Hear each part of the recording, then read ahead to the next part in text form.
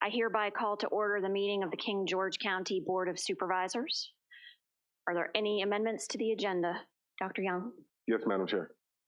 There will be an additional closed session added to the agenda. If you give me 1 second, I can read it.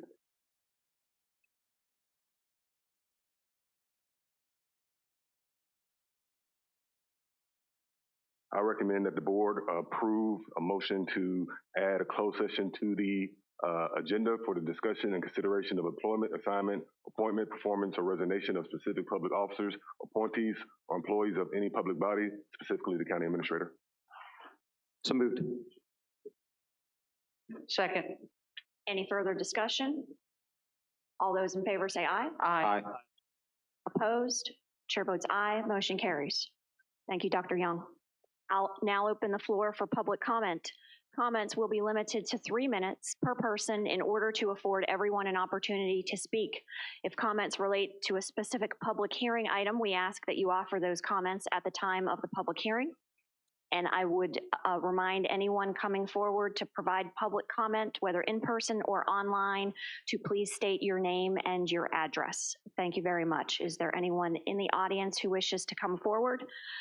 We will be going to this second smaller microphone, and there is a chair there if you wish to be seated. Please do so at this time.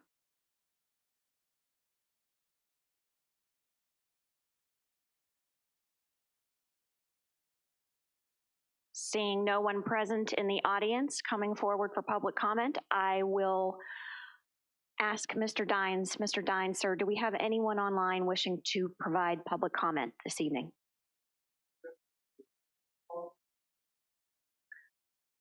Go ahead. Thank you. My name is Susan Park. I'm at 10064 Francis Folsom Drive. The past several weeks have been emotional ones for me, as I'm sure they've been for all of us. I saw people rioting in DC and attacking our Capitol with the intent of damaging our democracy and assassinating elected officials. I'm shaken and fearful about what the future holds. As leaders in our community, you, the members of our Board of Supervisors, have the power to calm this chaos. You have the power to present facts and know that they will be accepted by many in King George simply because of your position.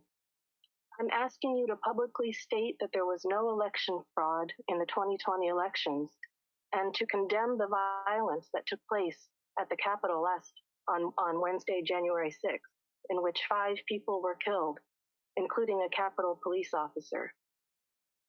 There are people in King George who still believe that the election was fraudulent, even though over 60 lawsuits have been dismissed or dropped due to lack of evidence. There are people who are angry and who may believe that they need to attack and overturn our institutions. They have been deceived into believing a lie. The elections in November were run fairly and the outcome was legitimate. Locally, our registrar and her staff conducted an election that was above reproach, and I hope you all support that assertion. As supervisors, you are in positions of authority and can step in to help calm this chaos. I hope you will. And I pray that all our elected officials will be protected and safe from harm this week. Thank you. Thank you, ma'am. Anyone else? Mr. Dines? Very good. I will close public comment and move on to reports of members of the board. Mr. Granger. Yes, ma'am. Thank you. Ms. Park, I'd like to say thank you for your comments. I'll agree with your point about the our own locally run election with Ms. Gump and her staff. I have every confidence in her ability to run it, and I know that she has run the election properly here in King George, and so that's what we have some control and authority over, and I have every belief that it was handled properly here. So I appreciate the support of our registrar's office and everything they do. That's all I have to say about that. Other than that, the only thing I have to ask, Mr. Kevin Myers on the Planning Commission, his term will be expiring on February 28th of this year, and I've spoken with him, and he is willing and able to serve another term. So I would like to make a motion to reappoint Mr. Kevin Myers to the Planning Commission starting March 1st, 2021. I'll second. Any discussion? All those in favor say aye. Aye. Any opposed? Chair votes aye, motion carries. Go ahead, Mr. Granger. That's all I have. Thank you. Thank you, sir. Mr. Stonehill. Hello, everybody, and welcome back to the boardroom. We're glad that we're all back here. Ms. Parks, I got your email as well, and you make some great points. And like Mr. Granger said, I know that Mrs. Gump and her staff did a great job with the election, and I feel 100% confident with her handling of the vote and everything. And the what's going on up in Washington is it's very unfortunate. Fortunately, knock on wood, we have not had that down here in King George County, and hopefully it does not. But I certainly hope cool heads will move forward with all of this, and especially for the inauguration next week. So I hope that everything is going to settle down at that point. And that's it. I don't have a report now, but I do have a plaque that I want to call up somebody here that has been here with our EDA, which is the Economic Development Authority, and Ms. Drita Newman, who has been here for almost 8 years, coming to the meetings and doing a great job, and also representing Dahlgren. Of course, she's done a wonderful job, and I just wanted to have Drita come on up here and get a little token of our appreciation for all your years of service.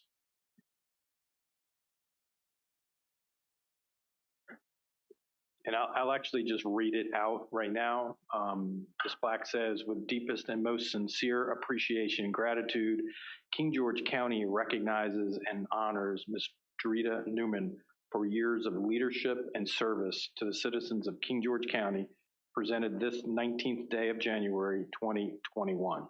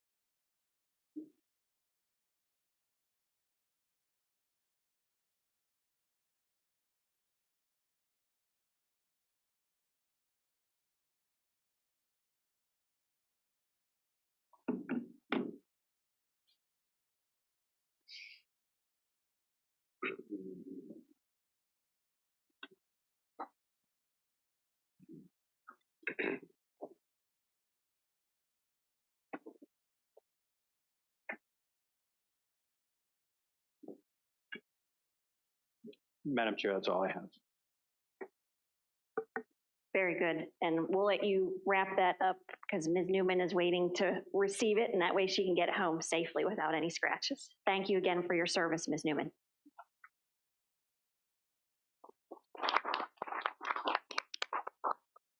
Move on to Mr. Bush. Go ahead, sir. Thank you, Madam Chair. I really don't have anything to report, but I would like to address Ms. Park's comments. Thank you for the email, Ms. Park. But I'm one of those King Georgians who believes there was evidence of fraud in this election. Now, I am a true believer in the peaceful transition of power, and we have a process. Without that law and order, we wouldn't be the United States of America. So I believe there should be a peaceful transition of power, but I believe that there should also be a full investigation into the election that occurred in November. While I'm appalled that our capital was run on, I salute those who came out in peaceful protest. To not do so would simply be hypocrisy. It seems that we have more troops deployed in our capital right now than we have deployed in combat zones. Yet when the city was burning, there were none. So that's all I will say on the matter. Thank you for your comments. That concludes my report, Madam Chair. Thank you, Mr. Bush. Ms. Bender. Yes, Miss Newman, you're still here. I just want to make the public aware. I appreciate all your service you've done in the whole time. You've lived your whole life in King George almost, correct? And she works at the Potomac Elementary. I remember when she worked at Sealston, she volunteers a lot. And I just want to thank her for her continued service through almost her whole life for the county that she grew up in. So I just wanted to say, as someone who's known you a long time, thank you very much. And I'm sure your students will really appreciate it. I hope you hang that on your wall when everybody goes back to Potomac Elementary. With that being said, I've had some lovely discussions this week with teachers from many of the schools, and I just want to formally thank them for the work they've done to transition back and forth, and I hope that all the kids can eventually safely go back to school. I think they really need it, but I know some of the teachers have expressed that people have been angry with them, and it's an unfortunate situation. So I just want to say that, just be kind sometimes, because the teachers are doing hard work. They're being yanked around from open and not open, and have to revise their plans. So sometimes just have a little patience and kindness, and I think we need more of that in the world today. With Ms. Park, I just want to commend Ms. Gump and our local members of the Registrar's Office and all the volunteers who did a great job under trying times, especially with COVID and a brand new election system.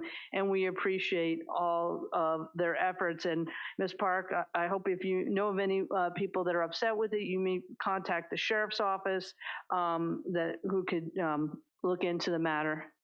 I went with Mr. Ian Ollis, who's the new FAMPO administrator, on Friday, and drove him around King George for 2 hours, showing him all of our transportation, as much as he could in 2 hours, and places of interest. And he's offered to look at our comprehensive plan and look over it as possible studies we can do on the east-west corridor, especially Route 3 in areas like 206 and 218, to maybe get some studies done, understanding that the bridge is going to bring a lot more people on 301, and people commute to Fredericksburg to get to their jobs in DC or other areas, and maybe look at some studies to help us better understand it, knowing that King George has limited income to do these big studies that VDOT requires for road improvements. And I think he didn't realize how rural King George was. Many people might not know he originally is from South Africa. So a little funny note is that he was asking me different things about land use, and I had to remind him that he was not in South Africa anymore. He was in the United States, and you couldn't do some of the things you could do in other countries. But it was just interesting to hear that different point of view. One other thing I wanted to ask the board is for a consensus at a future meeting to have our county staff give us a report on solar farms, permits, and by right allowance. And why I bring that up, I've also had some constituents reach out to me because solar farms, solar companies and energy companies are starting to knock on the doors in King George, because under one of the ambitious projects from the governor's office to be fossil fuel free by 2035, the estimate they have to buy up or lease 10,000 acres per year across the state of Virginia to accomplish the goals they want. So naturally, they're looking at areas that have a lot of open land, us being one of them. And since they'll probably be coming to the table soon, I would like to have more information for the board to better understand the whole process and what we can do and what we can't do and what we can restrict and not restrict. So what say you? So I'll go down the line. Mr. Granger? I'm amenable to that, yes. Mr. Stonehill? Sure. Thank you. Mr. Bush? I would be amenable to being presented in maybe a work session or something of that nature, but not in a regular board meeting. I think we have a lot of business that needs to be addressed this year, especially with budget coming down the pipe. So I would be amenable to getting that information briefed out, but maybe in a different type of setting rather than a regular meeting. And I too had that same idea, the same notion to perhaps have it presented during a work session, because it would seem to me that at that point it was more for informational purposes for members of the board as well as the community, and we wouldn't necessarily need to take formal action. So it sounds like we have consensus, Ms. Bender. Are you agreeable to a work session format? All right, so We will direct Dr. Young to have staff, economic development staff and community development staff, and at a minimum to come up with some dates when we can make that work session happen. Thank you. That's the end of my report, Madam Chair. Thank you. So I want to start off by thanking Mrs. Park for your email and your public comment. The sort of violence that occurred in the Capitol last week has no place in our community nor our country. I pray for everyone involved in tomorrow's events in the Capitol. I pray for all of our elected officials and their involvement in tomorrow's events. I want to say thank you to our King George County Registrar and her staff for providing a secure election to our community here in King George County, as she previously reported to us shortly after the election. On Wednesday, January 13th, 2021, I participated in King George County Registrar's Office Candidate Workshop. I want to thank again Ms. Lori Gump and her staff in the Registrar's Office for supporting this event, Ms. Tammy Inseth for speaking about campaign finance reporting, and the citizens who joined us in consideration of serving our community. And now I'd like to offer a recognition. I wish to provide Ms. Sarah Cox a commendation for her organization, the National Society of Children of the American Revolution, Colonel Alexander Spotswood Branch, in celebration of NSCAR Day of Service on April 5th, 2021.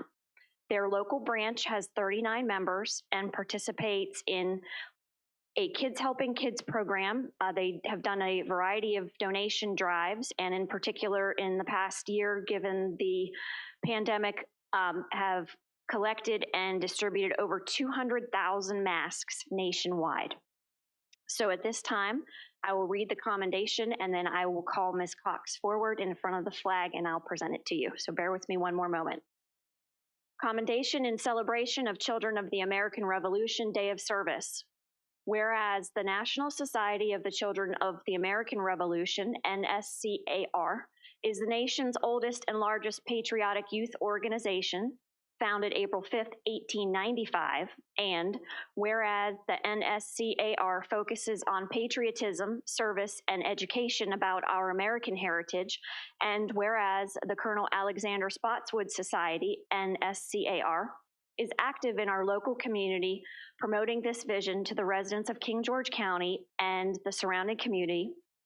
And whereas the Colonel Alexander Spotswood Society is dedicated to helping the youth in our community through the Kids Helping Kids Program Committee, and now we hereby commend the Colonel Alexander Spotswood Society, National Society Children of the American Revolution, for its work to promote patriotism, love of country, respect for our flag, and public service in our community in celebration of Children of the American Revolution Day of Service on April 5th, 2021, adopted by the King George County Board of Supervisors this 19th day of January 2021.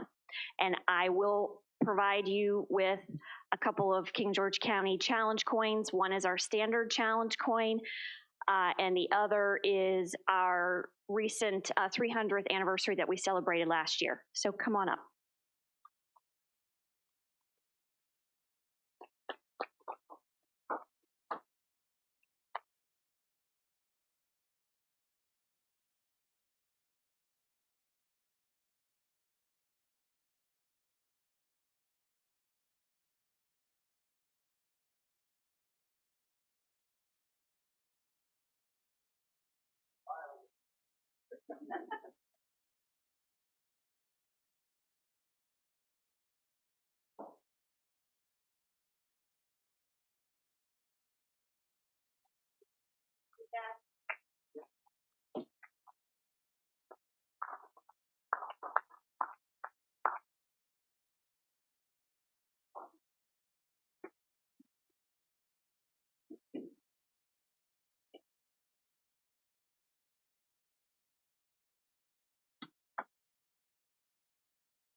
And that is all I have. We will move on to consent agenda. Move to approve the consent agenda as presented. Second. Any discussion? All those in favor say aye. Aye. Opposed? Chair votes aye. Motion carries. County officials reports. First, we'll do Constitutional Officers Report. Sheriff Giles, resolution for the renaming of the Mashoda Creek Bridge. Yes, please. The smaller one, yes. Did I say it wrong again? Machodic.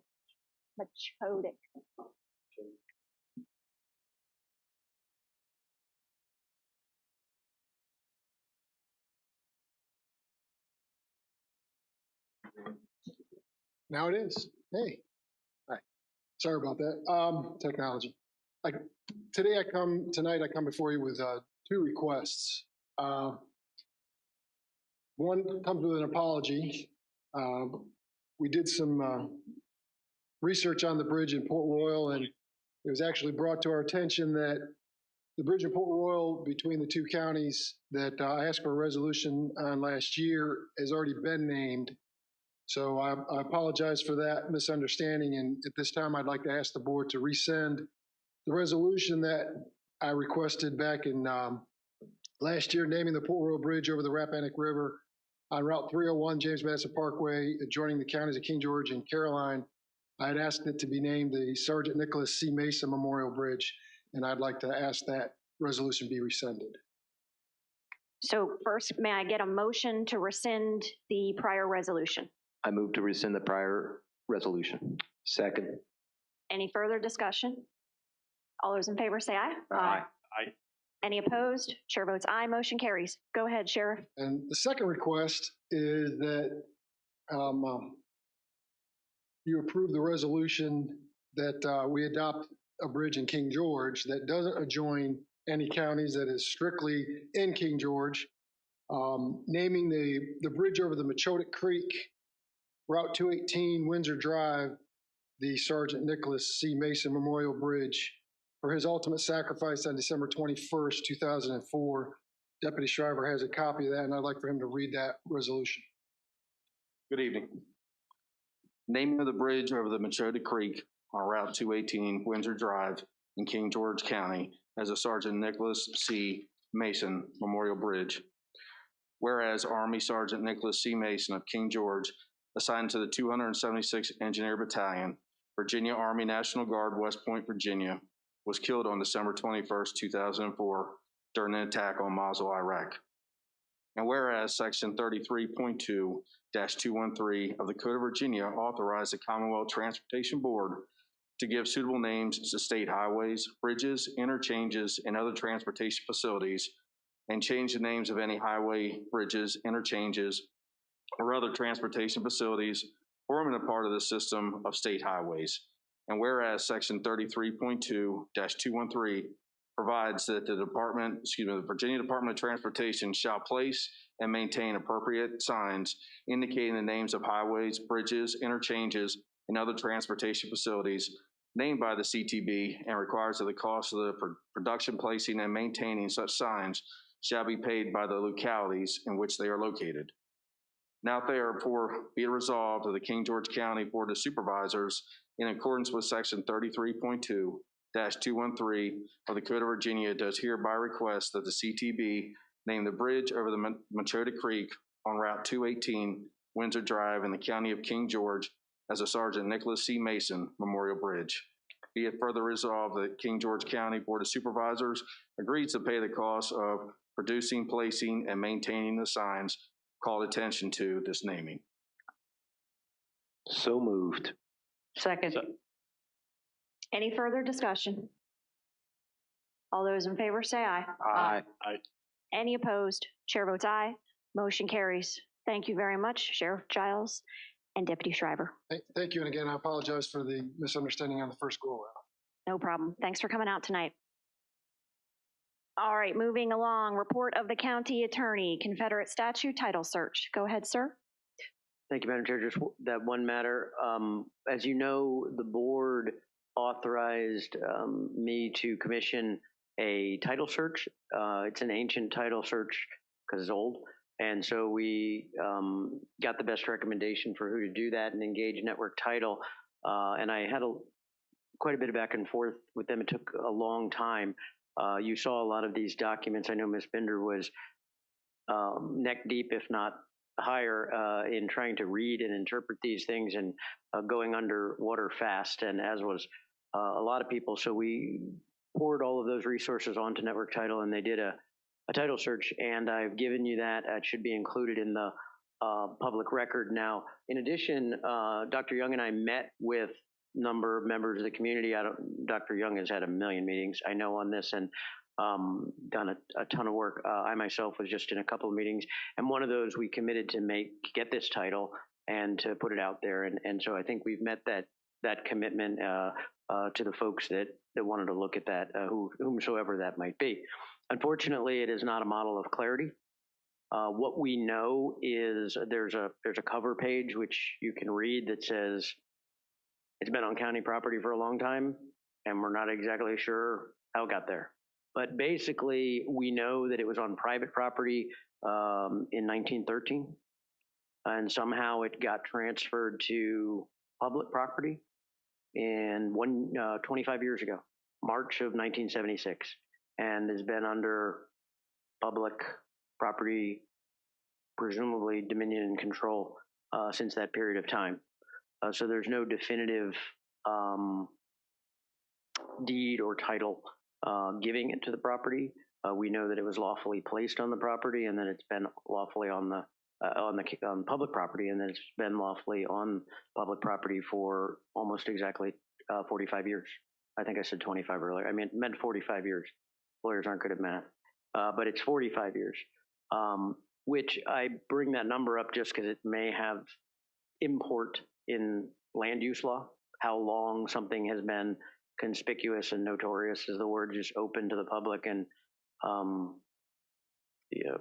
restrictive easements and things like that. So we don't have a definitive deed, but certainly for a long, long time it's been on and maintained as public property, and that's as far as it can go. I also put up the backup documents. If you can read very small Old English, you can go through those and make sure that the title company did its job. I tried to, and it appears to be in order. So, Madam Chair, that's the report. I think we've met that first burden of getting this title report, interpreting it, and if the board wants to direct me to do something further, that's fine. Otherwise, perhaps we should wait and hear for the folks that we promised this to. Very good. I will open it for questions from members. Mr. Granger, do you have anything? No, I'd just like to say thank you for pulling it together. I tried reading it. There's a lot of, like you said, little words in Old English, so it is difficult. But thanks for providing the report. Mr. Stonehill? No questions. Just thank you for your work and everybody else in the county that poured work into it, and see where we go from here. Mr. Bush? I have no questions at this time. Thank you. Ms. Bender? I thank you also. I know trying to read those documents, it can be quite, people that can't read cursive, this is very fine cursive, so I appreciate you looking at in the title company. Thank you. And I would just echo my colleagues' comments to both of you. Thank you very much for all of your work to date on this. And we have been in touch with some groups about what steps going forward. So thank you again. Nothing further, Madam Chair. Thank you, Mr. Britton. We don't have anything for board, commission, agency reports and public hearings, so let's move on to presentations and reports. The Caroline County Surface Water Initiative. Dr. Young, would you like to reintroduce our friend from Caroline County to this meeting now? Go ahead, sir. Yes, ma'am. If you recall, Caroline County has sent a request for the Board of Supervisors to write a letter of support for a surface water withdrawal project that Caroline County is currently pursuing. The board had decided that they were going to table the request until they can get a presentation provided them so they'd have a better understanding of exactly what it is that they're committing and attesting to. In response to the board's request, Mr. Joey Scheibel, who is the Director of Public Works for Caroline County, has graciously decided to join us tonight and provide the board a comprehensive discussion about this project and exactly the way forward with the letter request and the permitting process.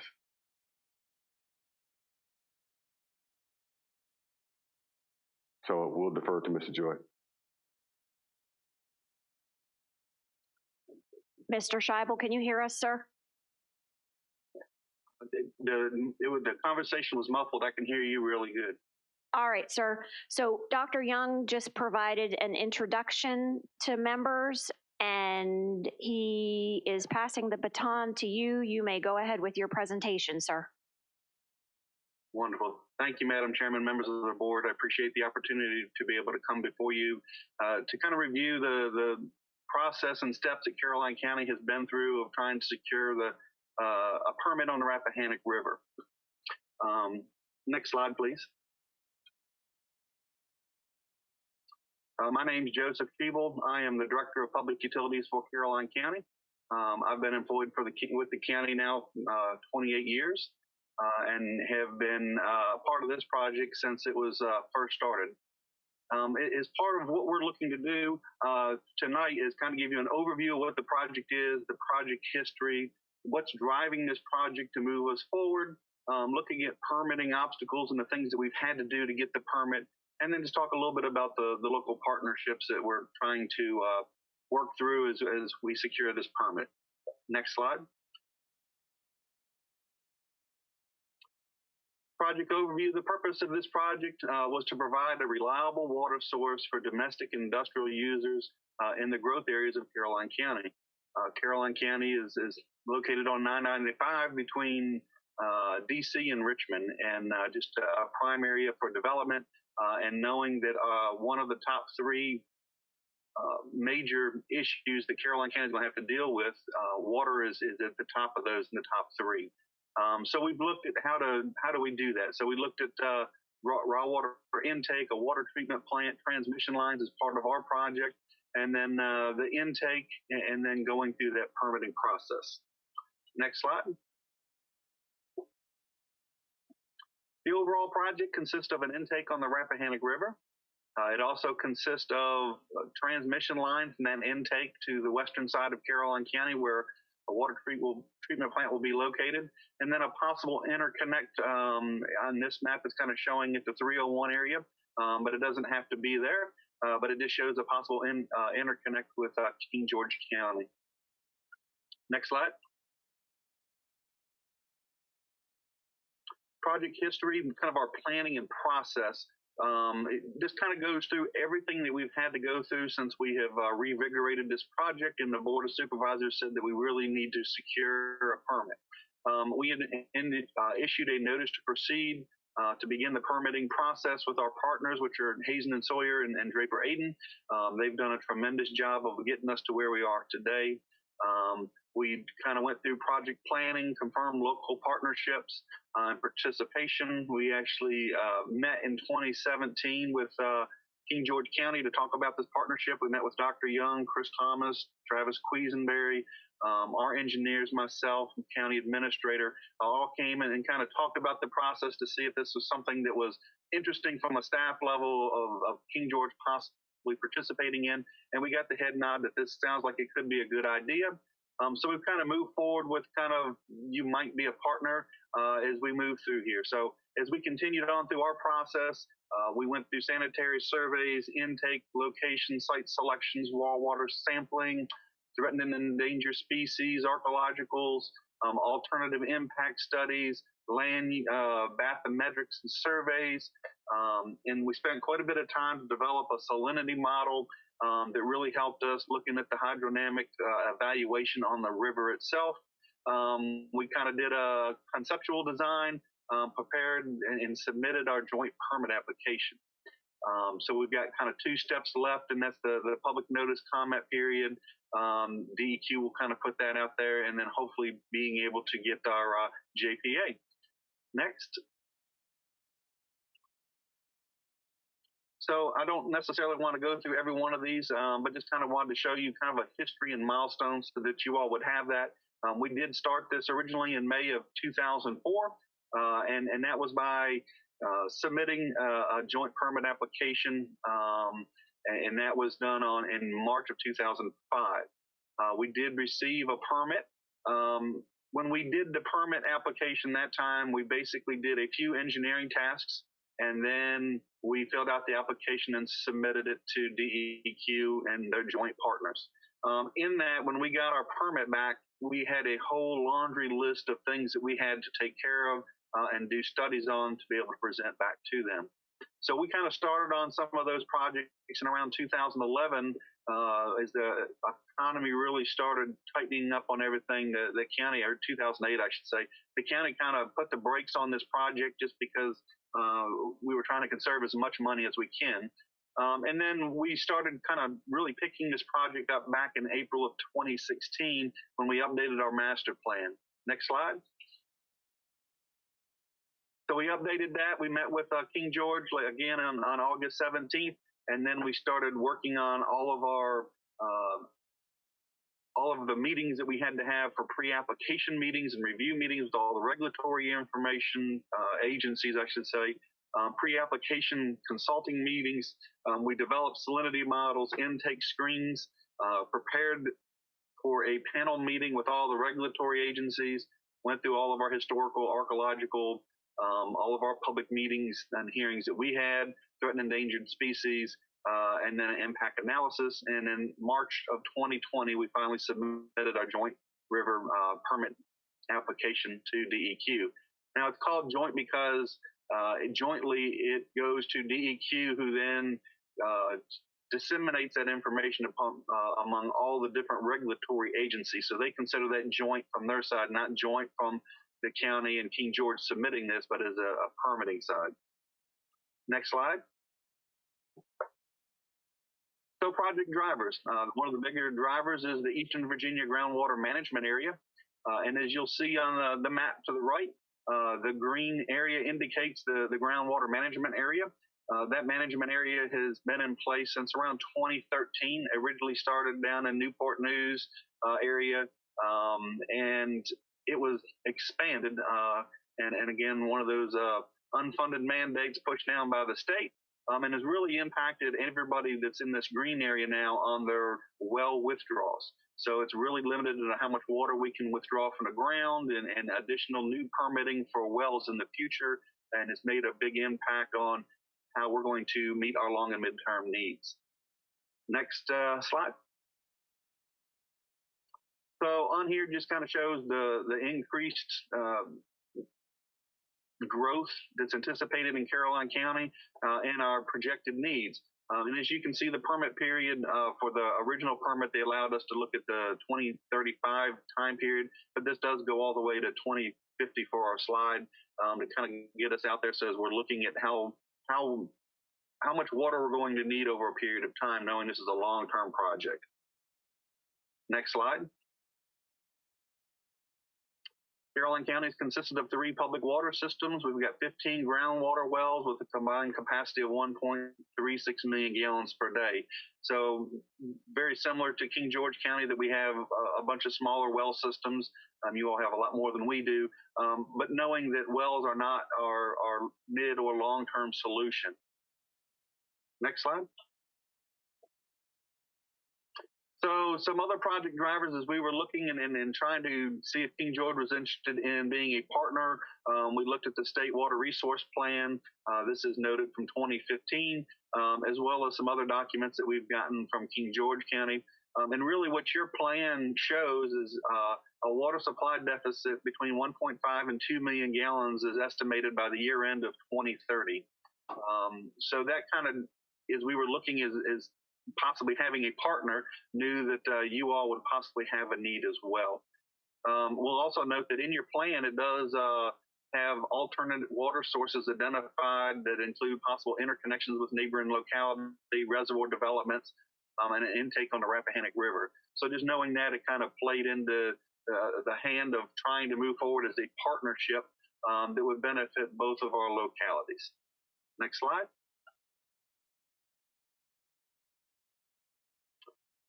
And here just kind of shows Caroline County and the 2 local partners here within our county, town of Bowling Green and town of Port Royal, and then showing King George County there that would be a possible partner. And with the location on the Rappahannock River, it makes a lot of sense, we believe, for King George to partner with Caroline County on this. Next slide. Water demand rates. This is something that we looked at of how much water is needed. And what we did is we looked at the water resource plans that were available, our master plans for water, and kind of combined all that between Bowling Green, Caroline County, and King George County. And as you'll see, the 2035 is kind of highlighted there. And what it shows is Caroline's average of 4.8 million gallons is needed by 2035, where King George's average need of new water will be 2.3. So if we put a peak on that, Caroline's at 8.4, and King George's demand is 4 million gallons a day. You've got town of Bowling Green in there at 0.5 and 0.8. And what that does is give us an average daily demand of 7.5, the average daily withdrawal of 7.9 for the total. So that's kind of where the numbers come from that we submitted on our JPA. Next slide. So these are the numbers straight out of the JPA for planning year 2035 at 7.9 million gallons a day. We do have a maximum daily of 13.9 million gallons to meet all the peaks, and that's what we had submitted on. Next slide. You heard me mention a few times about the joint permit application process. These are all the permittees that we have to go through. So when we submit our permit, it's submitted to DEQ, and DEQ sends this out to all of the other agencies. And as you can see, there's quite a few agencies that this goes through. We're answering some of the comments now. One of the comments that they're asking for is letter supports from our possible regional partners. So we're trying to get those. And once they have that, we're hoping to move forward for them to go to public comment, and hoping within the next 6 months to have a permit in our hand. Next slide.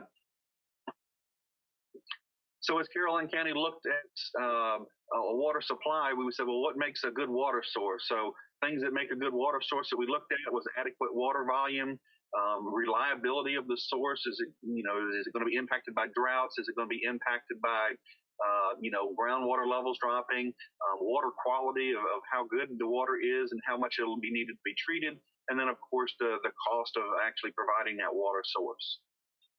Next slide. In this process, we looked at the alternative water sources. We looked at additional groundwater wells. We looked at purchasing finished water from localities adjacent to us. We looked at the Potomac River. DEQ had asked us to look at that as a possible alternative, and that was looked at. We also looked at the Rappahannock River. We did look at a possible reservoir within the county in a couple locations and just looked at the time and money and energy that it takes to put those together and all the environmental impacts. That just didn't work out. We looked at a well collection system close to the Rappahannock River, using gallery wells that would collect the water and being able to pump that. None of those really seemed to pan out, and everything that we looked at in the Rappahannock River just kept showing the #1 source for a long-term viable solution. Next picture. So the river intake location alternatives. Caroline County did all of our survey work at 3 locations. We've got what we call in this area the Eagles Head of Caroline County there. 1, 2, and 3 are the site selections. 3 is our actual #1 site right now that we've selected. We had to submit alternative sites, so the other 2 sites were submitted to the DEQ along with that. Next slide.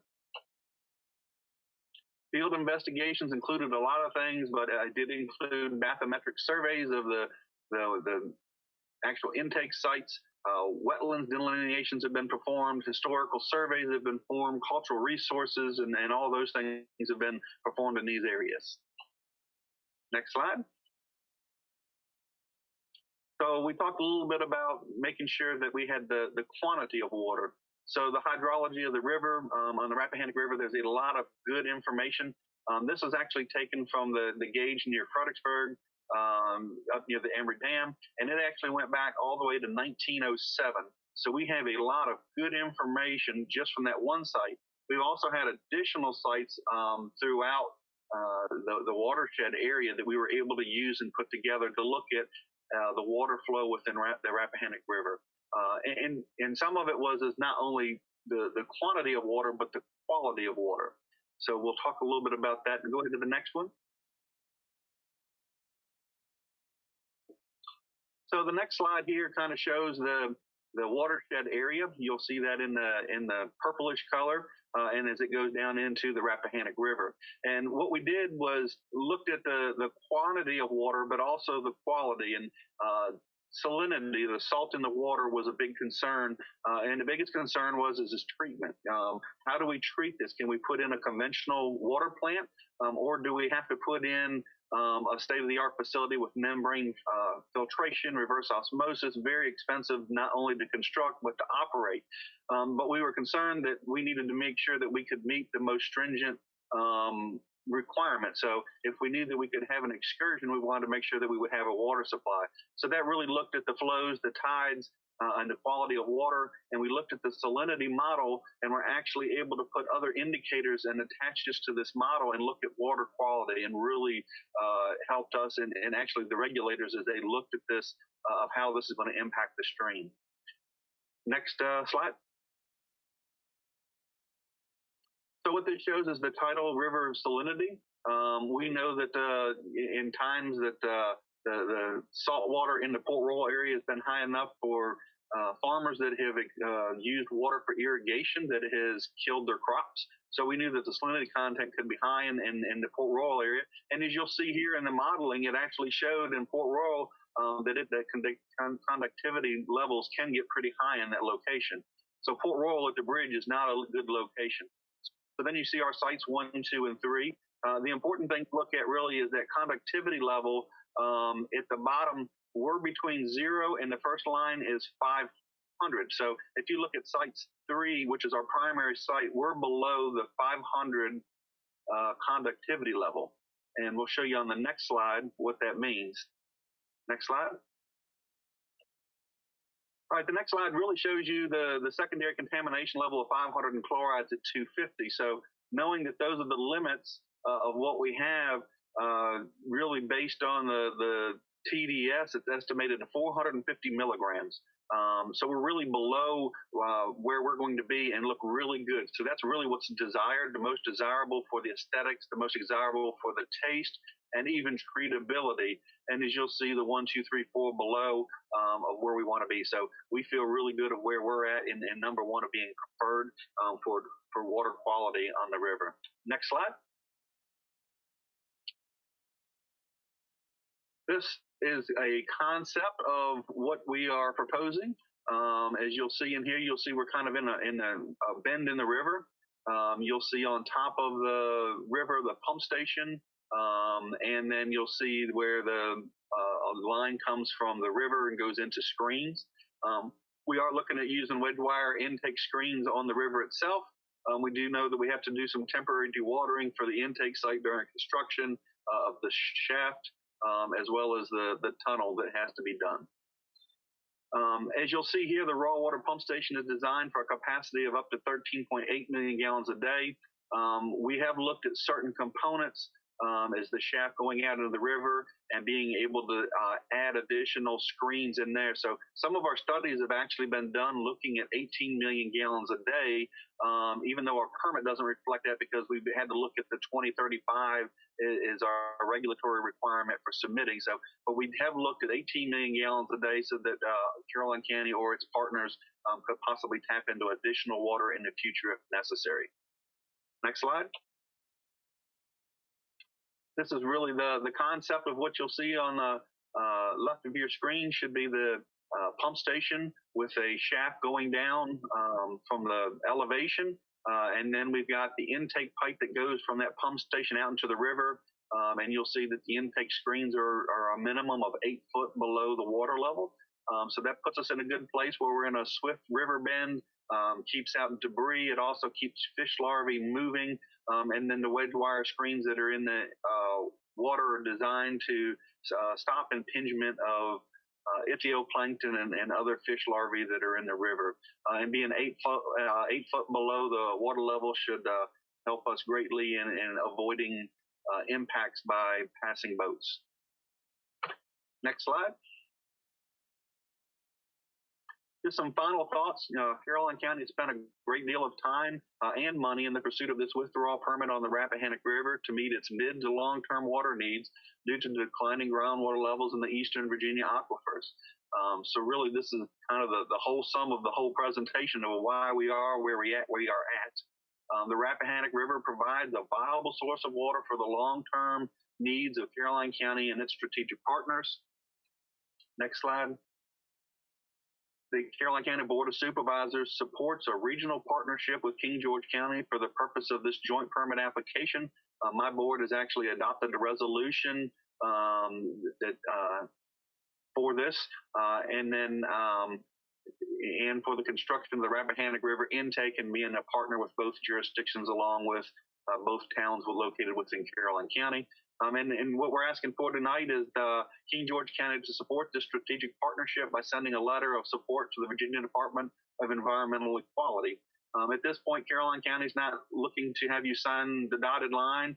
We're not looking to partner the formal agreement. We're not asking for any money. Caroline County has spent the time and energy and money at this point of trying to secure this permit, and they're looking for support to say that, yes, we're interested in possibly joining with Caroline County and think this could be a great endeavor for us. And as we move further along and get ready to actually start design, we'll be coming in and asking to form a more formal partnership at that time. With that, I'll be glad to ask any questions that anyone has. Thank you. Thank you, Mr. Schiebel, and I wish to apologize. I think I mispronounced your name the first time. I will, thank you, sir. I'll put it to members of the board for their questions, starting with Mr. Granger. Go ahead, sir. Yes, ma'am. Mr. Schiebel, I'd just like to say thank you for coming out and presenting at 2 meetings. I did catch the end of your presentation and the questions at the Service Authority meeting, but thank you for sticking around and providing this information. I had a couple questions. I just want to make sure I heard right. Were you saying the plan was for this facility, assuming everything were to happen with it, you were looking to withdraw 18 million gallons per day? Is that what you said? Yeah, the total for the possible design of the intake itself, when we actually get to putting in some of the infrastructure, that's a one-time expense of putting in the shaft, and making sure that the infrastructure in the river could support up to 18 million gallons a day. Okay, so that's what you guys are looking at, the maximum amount that could be pulled out. Understood. Yes.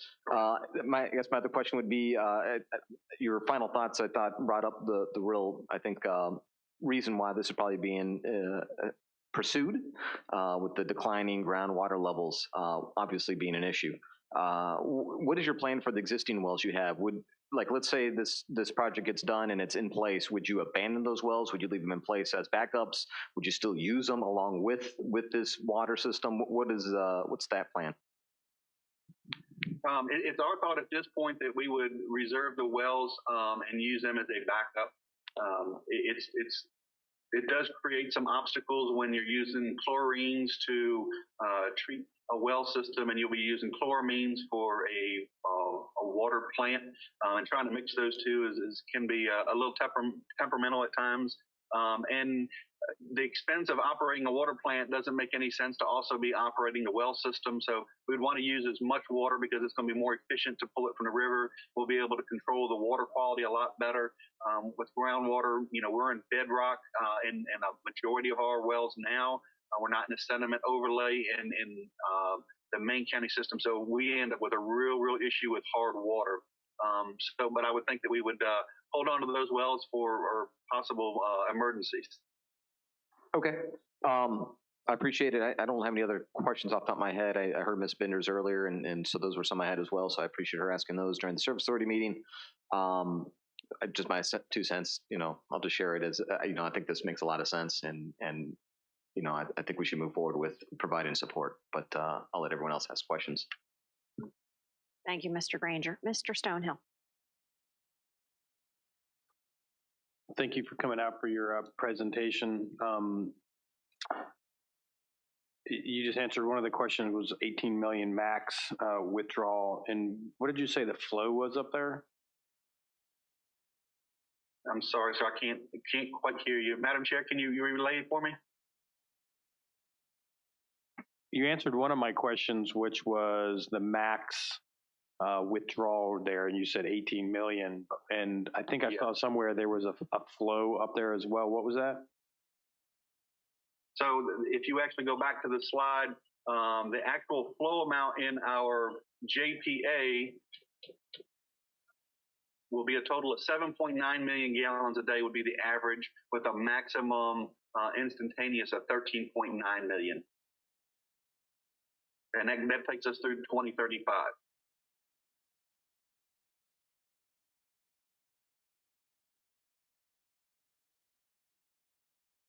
There it is on the screen now. I think what I was asking was what's the water flow in the river up there? I mean, has that any calculation on that? It was less than 1%. I don't know what the actual gallons were because there's the volume of water that comes down from the watershed is very great, and we were less than 1% removing water from the river. Okay, that answers that. And my last one, or another one, it was hard to see on that, but that intake would be what, just up above like Hicks's Landing, is that right? Yes, it's you all have a power plant tower smokestack, I think, that's across the river from where this location would be. Yep. So right up that way. And last was, you said you're gonna do a reverse osmosis type thing for desal, or are you not going to need one that far up? That's correct. Yeah, luckily for the location that it is, we're not going to need to do that. We were able to find out that by moving the intake from the number 1 site that was shown on that map and actually going to the number 2 or number 3 site puts us in an area where we would not need to spend that additional money to be able to put in those type of systems. We would be able to maintain with a conventional system without having to spend additional monies. Okay. Thank you. You're welcome. Thank you, Mr. Stonehill. Mr. Bush. Thank you, Madam Chair. So I have a comment or comments, and then I have some questions. So first off, I'm not a fan of DEQ and their overregulation and hostage taking of counties' growth capabilities. But I do love Caroline's approach of long-term viable solution. You stated that earlier. So bravo to Caroline County for having situational awareness, planning, and following through. So you are to be commended on that. With that, my questions would be, if King George County was to partner along with this or to give support down the road, and King George County was to utilize this, what would be the cost that partnership could put on King George County, as far as would we be looking at a reimbursement for the infrastructure that Caroline had to put in place? Is there going to be a fee associated with the withdrawals, things of that nature? Is that anything you could speak to, sir? Yeah, it's a little premature at this point to kind of get into a lot of those. I mean, the idea and the thought is that, what it would cost to put the intake in, however much King George would take out would pay their pro rata share, and Caroline would pay their pro rata share, as well as the other partners in there. So, that would be separate to make it as fair as possible for everybody. As you are operating the facility, you're going to have chemical costs, you're going to have electrical costs and things like that as you're running the system and maintaining that portion of the system. So we would think that there would be a sharing of the same thing, pro rata share. When it first starts up, maybe King George County is using more than Caroline is when it first starts. Maybe it's the other way around. And so the operational side would be based on the pro rata share. And as we work out an actual memorandum of understanding and have that executed, hopefully that would give a good idea of, well, it would basically lay out how we would go about those fees and charges. And that leads to my second question. So if you go to slide 13, you'll look at the water demand rates. I can't say that I agree with this after looking at the studies that King George had. The growth rate that's being projected for King George County seems artificially low in comparison to everyone else. I mean, you look at 2020, we're at a 1.7, but by 2045, we're 2.9. And if you look at the growth rate, say for Caroline or a town of Bowling Green, I think that's skewed. And that's why I brought up the question of the cost, because if this is eventually a joint venture going down the road, we may be going in, and our service authority, our county is not, I mean, it's just a fact, the funds are scarce. I don't want us going in with an anticipation that we're really not going to have all these costs to associate with this, and we move forward and then we find ourselves with a hefty bill down the road and no plan to pay for it. So that's just something I wanted to point out. I agree that we have to do something because of the situation with DEQ and our water withdrawals. So I like this plan, but I would like to look at the details after the permit is received and we look into actually forming a partnership. I would really like to look into those details and make sure all these things down the road are captured up front and we're not burdening King George County 10, 15, 20 years down the road. Thank you very much. That's all I have. Yes, sir. I agree 100%. You know, and tonight we're not asking for money. We're not even asking for a hook to say, haha, I got you. That's not the intent at this point. The intent is to see if there's a willingness to partner and a willingness to say that this sounds like a great idea we'd like to be a part of. And then for us to work on that as we get further along. If King George County decided that they didn't want to be a partner, all what Caroline's going to do is wipe off the King George piece and continue to move forward with the project. So we need the project to move forward as a growth, and we don't have any really other options in Caroline County. So I can't remember if I said this earlier in this meeting or the meeting earlier tonight, but this is one of the top three major issues in Caroline County, and that's our long-term water supply. So that's why we're kind of moving forward. The numbers for King George on that slide came right off of information that you all provided in your plan. So those numbers are there. And I know in our growth, we have what's called a TOD project, a transient oriented development project that my board of supervisors has approved in Colma Church. It aligns the 207 and I-95 corridor, consists just over 2,000 acres. It's been designated by the Commonwealth for the next rail station location. It's been designated by the federal government for the next rail station location on the East Coast. It's also just outside of the 60-mile impact of the DC area. So this is really an area for a train station for commuters. And my board's approved the 8,500 density for that location. So when that takes off, that's really, for us, it's going to be a push that we're going to need water for that site. And when it comes down to other things, it was one of the sites that Amazon was looking for their worldwide headquarters a few years back. We didn't make the list. I think it would change the face of Caroline County, so I'm kind of glad that it didn't. But if you get something big like that comes along that needs a lot of water, that's going to really push us to move faster. And depending if the economy turns down, things are going to be a lot slower. Thank you, sir. Go ahead, Ms. Bender. Yes, as I said earlier, I would ask a couple more questions. Mr. Bush already asked one of them. I was going to ask about what in the future it would cost King George, but those can be worked out at a later date. One question I had, so the transmission line that, you have your intake, can you actually run a line under the river to bring the water over to King George? Is that even something that you even looked at? I believe you asked about how would we get the water line from Caroline to King George. Is that correct? Well, can you hear me a little? Yes. I know earlier you had mentioned a line going down 17 to Port Royal and then over. My question was if you could run it from the source of Site 3, if it was available under the river to King George. And that's something you didn't even look at. Yeah, that's something we didn't actually look at, not knowing exactly where King George County would want to hook in, knowing that anywhere along the river, could be connected into. Once permitting's done, environmental sensitive areas you got to do. But with new technologies, you can actually do directional drilling and drill underneath of the riverbed itself This being a sediment overlay, we won't have any issues at all doing directional drilling and can get across the river fairly simply in a lot of locations. So there's a lot of flexibility, I believe, in being able to connect into King George County from the Caroline side. Okay, I just wanted to see if that was possible. So it is possible. Hold on, I'm trying to find my other question. When you were mentioning withdrawal from the river and you had 18 million gallons, correct? Is there any restrictions for drought?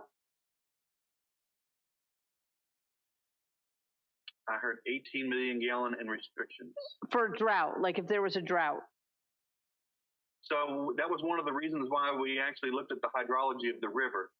We do not anticipate, when we look at the 18 million gallons a day, we do not anticipate any issues from salinity, nor having an issue with having water in the river to be able to get us through a drought. Okay, that was all my questions. Thank you. And one of the studies that we actually performed actually showed that there would not be a requirement for a reservoir at this particular site. So that was a good thing for Caroline County to know. Thank you. You're welcome. So, Mr. Schiebel, when you talk about a TOD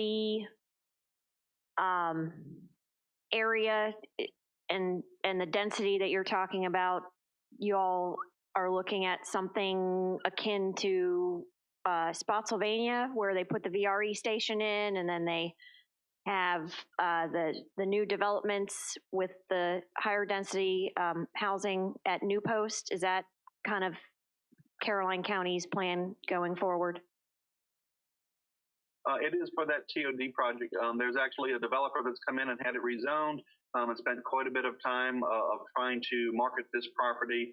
And the owners of the property are looking at this as a legacy project. So they've been very particular on trying to make sure that who they have coming in will actually provide what they're looking for. But there is a high density area. I think we go up to 8 stories high. There's work live units there as well. Where there's shops at the bottom and people living upstairs. There were plans for the rail station and to actually be a small community where you wouldn't need a vehicle to drive within to get to the grocery store, the movie theater, to watch a ball game. All that would be within the community itself. Okay, thank you. I only ask that because I know that went up fairly quickly, so I can see why you would want to get ahead of this, so you'd be able to provide the water supply. All right, if there are no further questions, Mr. Britton, for this one, since we are providing a letter of support from the locality, am I correct that we do need a motion? Yes, and Madam Chair, they presented a draft. A draft. I think I don't recall. I think there were a couple of issues with that, but there would be a motion. You can either have a motion for county administrator to send on a form acceptable to him a letter of support that does not otherwise obligate the county, something along those lines, or if you had that letter and recall it, you could endorse along the lines of or endorse the letter itself. But yes, this requires a motion. Very good. Is there a motion? I move to approve the Caroline County Surface Water Initiative and would like to direct the county administrator to draft a letter that does not obligate King George to any financial responsibility in regards to this project. Second. Any further discussion? Let me go down the line just to make sure. Mr. Granger? No, ma'am. Mr. Stonehill? No. Mr. Bush? No discussion. Just making sure. Ms. Bender? No. Very good. We have a motion. It's been properly seconded. No additional discussion. All those in favor say aye. Aye. Aye. Any opposed? Chair votes aye. Motion carries. On behalf of Caroline County Board of Supervisors, I would like to thank you for your time, for allowing me to present, and for your support for this project. Look forward to possibly working with you in the near future. Thank you, sir, for your patience. Have a good evening. Dr. Young, Yes, would you like to introduce Have a good our night. our audit report. Yes, Madam Chair. I'm sure the board is fully aware all the years that we worked with Robinson, Farmer, and Cox, who is our auditing firm. We have completed the CAPR, and it's going to be presented to us by Mr. Andrew Grossnickel.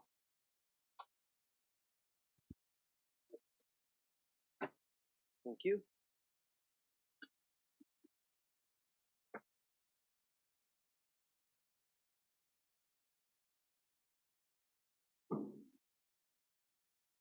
All right. Thank you for your time, and I apologize to the folks that were on the Service Authority meeting that have to listen to me twice in one evening. I'm just going to take a few minutes to go over the results of the audit for the year ended June 30th, 2020 for the County of King George, and a few of the financial highlights. Next slide, Chris. So just going to go over kind of a summary of what we've engaged to do, the results of our audit, touch on a couple communication letters that we have, and then hit a few financial statement highlights.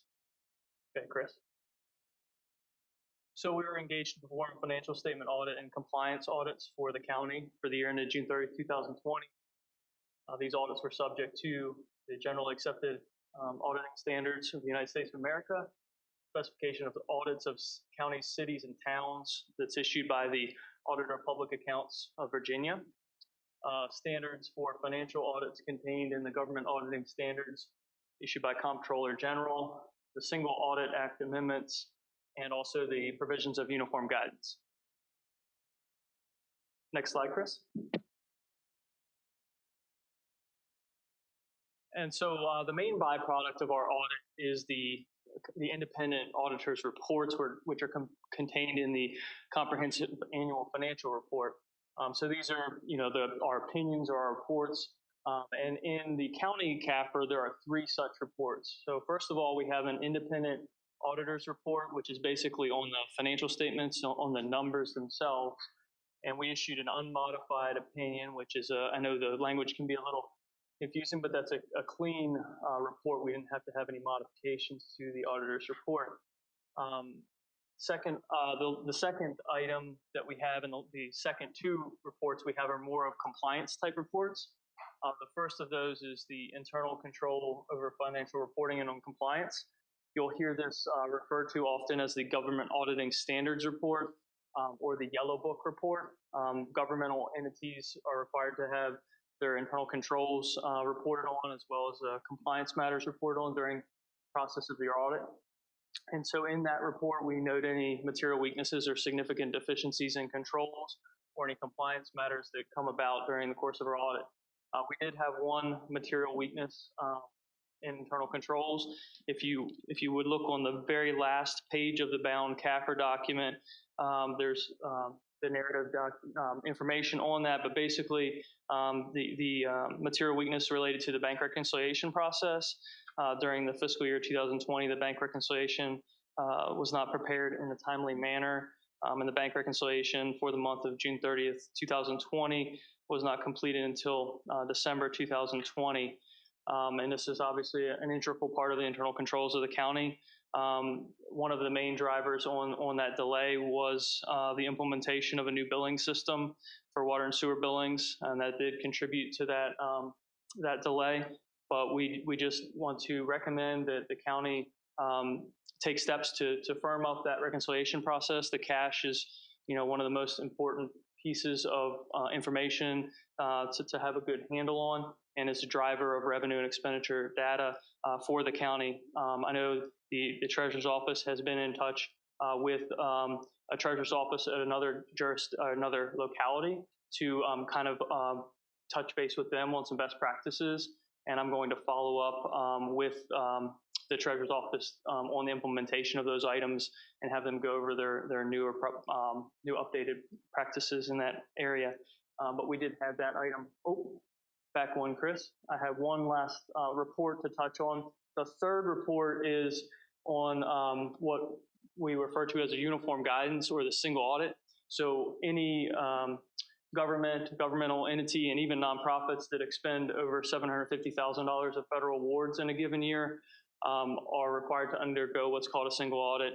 Obviously, the county expends, including the school board, as part of the reporting unit, always expend $750,000 or more in federal awards. So we do conduct those every year.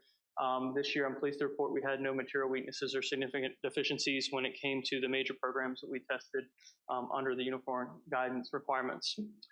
Next slide. Did have a couple communication letters, which are, they're loose within the front cover of your bound capper document. The first of which is the communication with those charged with governance. It's the one that's a couple pages and it's titled at the top, Communication with Those Charged with Governance. This letter is just a standard letter we have to provide at the end of the audit engagement. It goes over some required communications, whether we had any disagreements with management or difficulties that we encountered during the audit. If there were any significant new GASB pronouncements, Governmental Accounting Standards Board pronouncements that went into effect during the year, it would highlight that. This year, 2020, was a lucky year where we didn't have a new standard to implement. They've been coming out with a lot of them, but 2020 was one where there was no significant changes in the accounting standards there for governments. So all the information in here is pretty standard communication. The other letter is the single page kind of memorandum style letter. And on that letter, we typically communicate anything that doesn't rise to a level of a material weakness or significant deficiency, but is something else for consideration on improvements related to internal controls. So we did have a couple of items that we noted there for improvement, both related to credit card purchases, one related to just enhancing the documentation, making sure that the county credit card policy is followed at all times. The county does have a credit card policy that addresses a lot of these issues, but it just needs to be adhered to consistently. And then also there was some sales tax issues that we noted on credit card purchases, and just want to try to encourage that all departments eliminate, the expenditure of sales tax when at all possible to save the taxpayer dollars in that regard. Next slide, Chris. Next, I'm not going to get too deep into the financial numbers, but I am going to touch on a few highlights for the year ended 2020. The total net position of the county was about $72.9 million as of June 30, 2020. That was an increase of about $4.5 million. When we speak of net position, that includes, that's basically your residual, your bottom line, your retained earnings, your fund balance, but on a full accrual basis. So it includes your long-term assets like capital assets, as well as your long-term liabilities, such as your bonds and your pension liability and all of those items. So it's on a full accrual basis. That's when we refer to net position. Then when we refer to fund balance, that's on the budgetary basis, the basis that you really, as the board, are making decisions when you're determining how much fund balance to use, for example,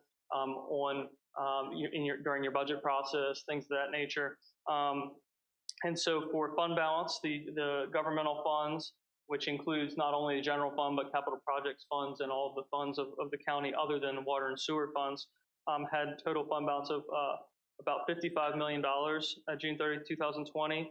And that was a decrease in fund balances of total governmental funds of $2.9 million. The unassigned fund balance of the general fund for June 30, 2020 was about $23.8 million.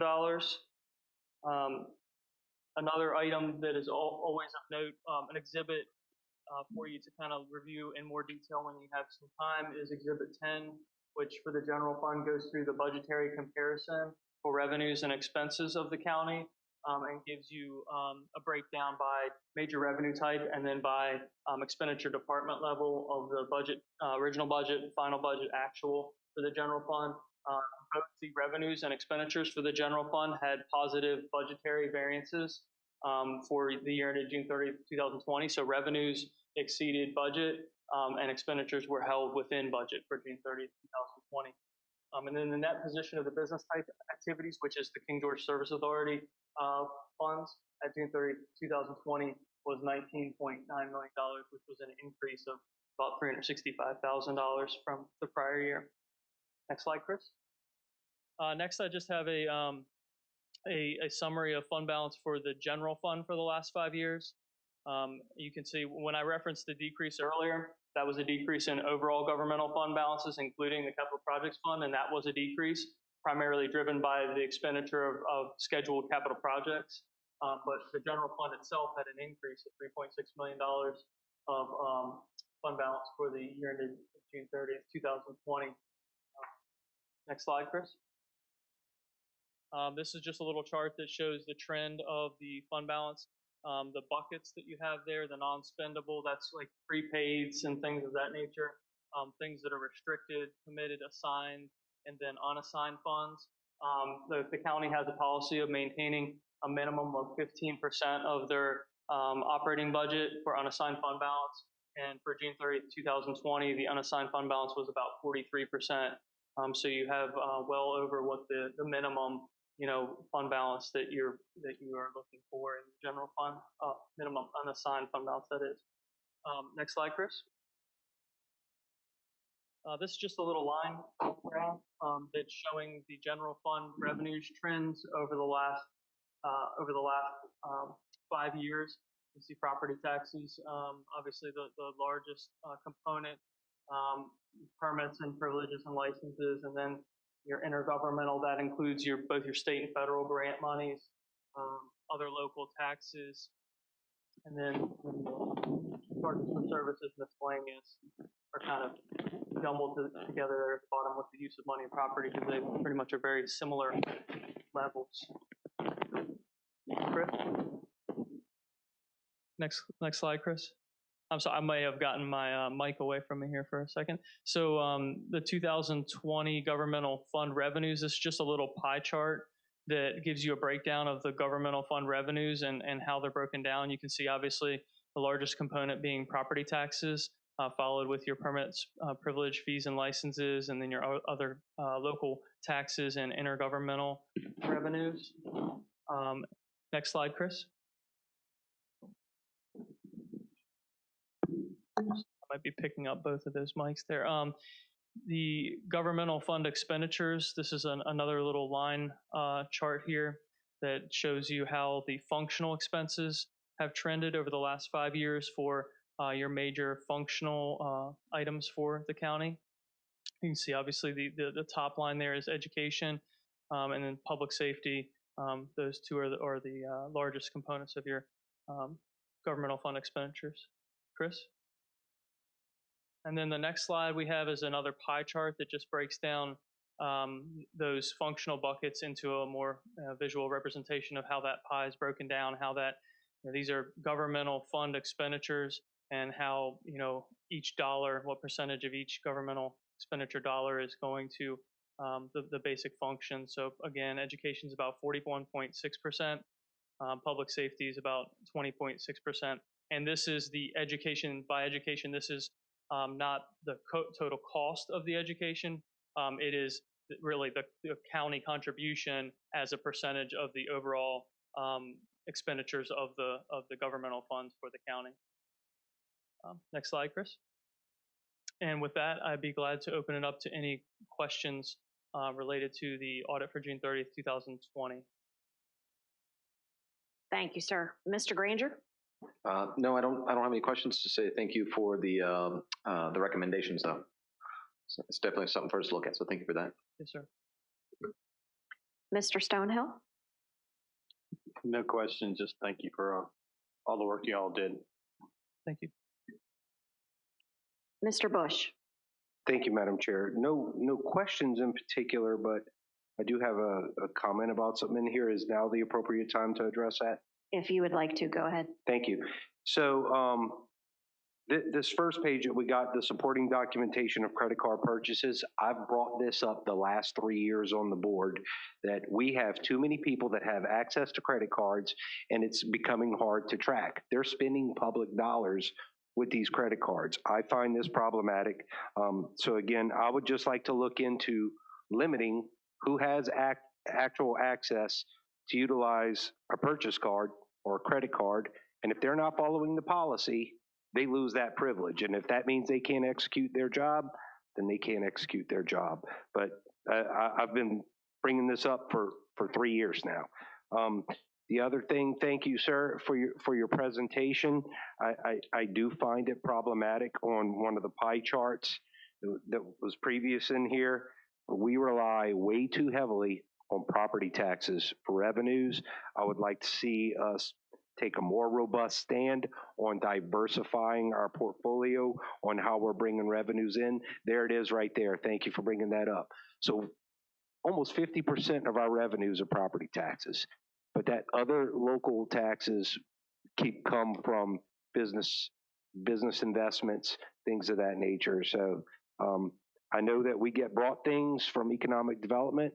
I think we really need to take a position of bringing some things to fruition so we can get this heavily skewed pie chart moving in a different direction. And I did like that you pointed out what the local contribution was on the education side of this, showing that the county does heavily support education, but there's some things that might have to be tweaked in here as well. At least from my view and what my priorities would be, don't necessarily line up with how we're actually expending our dollars. But that's all I have. Thank you very much. Great presentation. Thank you. Just one, Dr. Young may be able to confirm this, but I believe when you speak of other local taxes, I believe the county may be implementing in the future cigarette tax. So that will be a potential positive for that. Dr. Young? Yes, that's correct. We're currently working on putting together a new revenue stream through the cigarette taxing authority.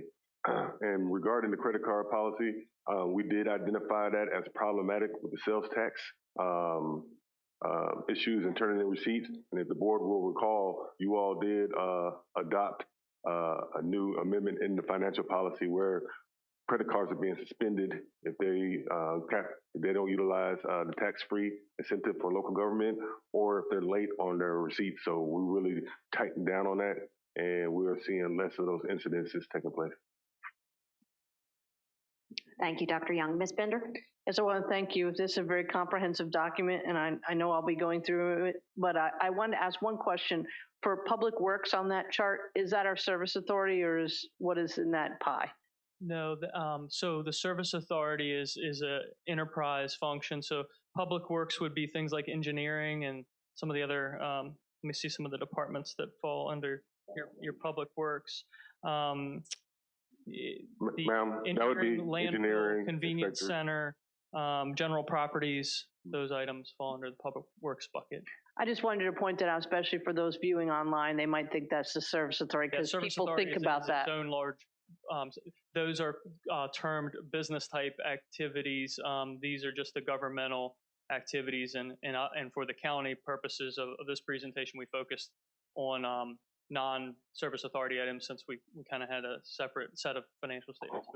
Thank you. I know a lot of people even view our YouTube channel later, so it's just for clarification so that they understand that that's two different pies and two different pieces. But thank you.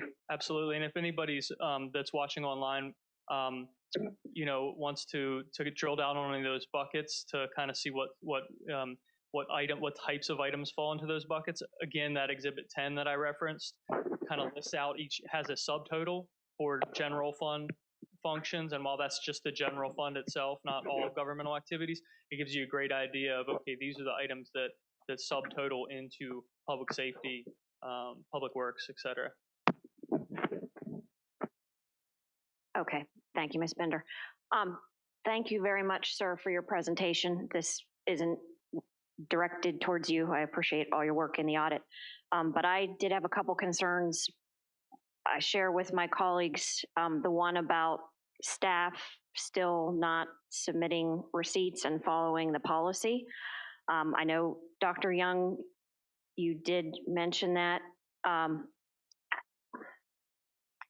We adopted this policy in February of 2020, and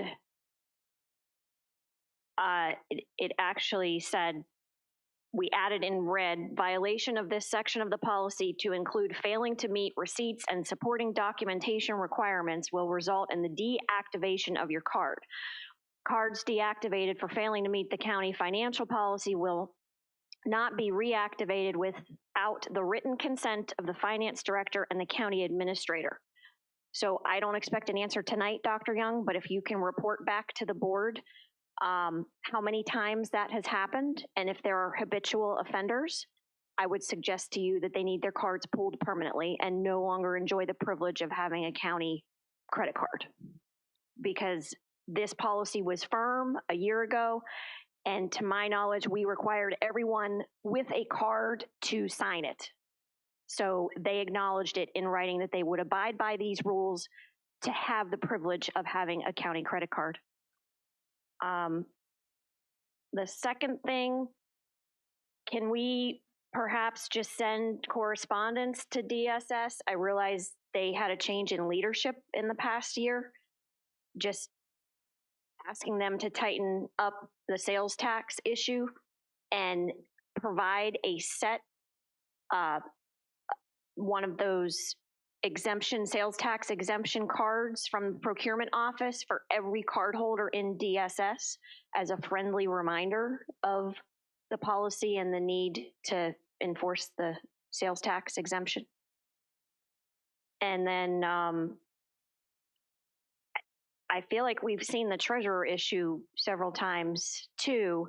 I feel like we probably need to send correspondence from the board, and I'm happy to sign it if my colleagues want me to, or I just don't want to put staff in an awkward position, but we've seen this multiple times, issues with the treasurer's office, so I feel like perhaps we need to send something to his office in writing. I do realize it's in the management response here, but I just feel like we continue to see it, and to me, not having reconciled an account from June 2020 by December 2020 is problematic.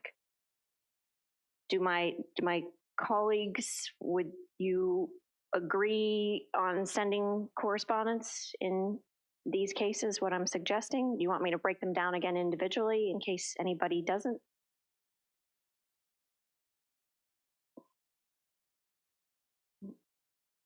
Yes? Yes? Okay. Please do, Dr. Young. Thank you very much. I think that's it. Thank you for your time. I appreciate it. Thank you for coming out and for staying for both meetings again. Thanks very much.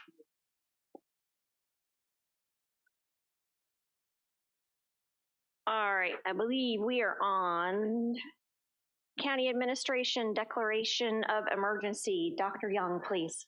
Thank you, Madam Chair. On December 15, 2020, the Board of Supervisors reaffirmed the declaration of emergency regarding the COVID-19 pandemic. The declaration was confirmed with an expiration date of January 19, 2021. Since the declaration does expire today, I recommend that the Board of Supervisors approve the resolution as presented, and I'll read it.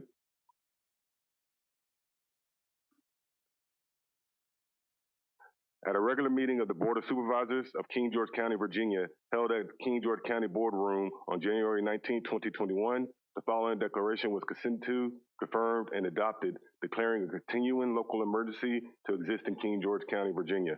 Whereas the Board of Supervisors of King George, Virginia, finds that from March 16, 2020 through January 19, 2021, a local emergency has been in effect, and that there is a continuing threat or actual occurrence of an emergency or disaster as a result of the COVID-19 pandemic that is or threatens to be of sufficient severity and magnitude to warrant coordinated local government action to prevent or alleviate the damage, loss, hardship, or suffering threatened or caused thereby as defined by Virginia Code 44-146.16, being a communicable disease, a public health threat, and that in the particular contracting and financial tools available to the county resulting from a local declaration of emergency or particularly useful and necessary to mitigate the threat and harm from COVID-19, especially in light of the CARES Act funding and use restriction that include obligation and receipt of eligible expenses from March 27 through December 30th, 2020, and any subsequent CARES Act funding as may be distributed to the states. Now, therefore, it is hereby declared by the Board of Supervisors of the County of King George, Virginia, that a local emergency exists and continues to exist throughout the County of King George, Virginia, and it is further declared in order that during the existence of the emergency, the powers, functions, and duties of the Director of Emergency Management and the Emergency Management Organization and functions of the County of King George are those prescribed by the law of the Commonwealth of Virginia and the ordinances, resolutions, and approved plans of the County of King George in order to mitigate the effects of said emergency. This state of local emergency shall end on June 15, 2021, or when this condition of peril has abated, or when the COVID-19 positivity rate in King George County declines to 5%, whichever is sooner, unless otherwise extended under the law. I just want to state that I did talk to Chief Moody, and he suggested an amendment. He suggested that the language state the positivity rate in King George will decline to 5% for a period of no less than 14 days, whichever is sooner, unless otherwise extended by law. Thank you, Dr. Young. Do we have a motion?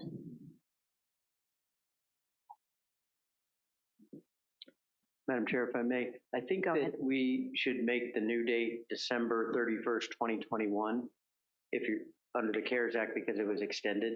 So that one thing is under the old deadline, but the federal government's extended the expenditure deadline. Thank you. And I was actually going to bring that up if we needed to have more discussion, but the MOU regarding the vaccination clinics that we're going to look at during Dr. Young's county administrator report also is dated December 31, 2021. And so that could be problematic as far as being able to continue with that relationship too. Am I right? Yes. If this, as you know, and I think Mr. Bush was spearheading making the language to be primarily a financial tool.